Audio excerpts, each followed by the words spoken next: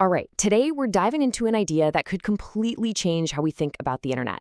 It's called the sovereign ledger, and it's all about a pretty big question. Who really owns your digital life? I mean, that really hits home, doesn't it? It just perfectly sums up this deal we've all sort of accepted. We post, we share, we click away, and all that activity creates a ton of value. But the big question has always been, value for who exactly? And that question, well, it leads us straight to the heart of the problem. Right now, your data goes on a journey, but it's a journey into what you could call a black box. And honestly, most of us have zero idea what happens in there. So think about it. You post a photo, you write a review, you even just browse a website. That little piece of you, that digital footprint, is immediately swept up into these gigantic anonymous datasets. And in that one moment, the link back to you is just severed. It's gone. From that point on, its life is a total mystery. Okay, but here's where things get really interesting. What if we could just flip this entire system on its head? What if we designed the whole thing from the ground up, but this time we put you, the person creating the value, right at the center of it all?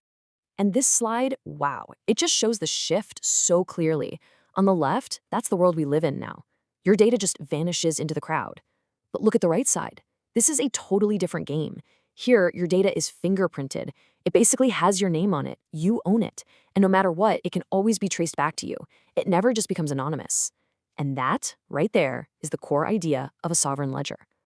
Okay, that sounds amazing in theory. But you're probably wondering, how could that possibly work in real life? So let's get into the nitty-gritty and actually trace the journey of your data, from the second you create it to the moment its value comes back home.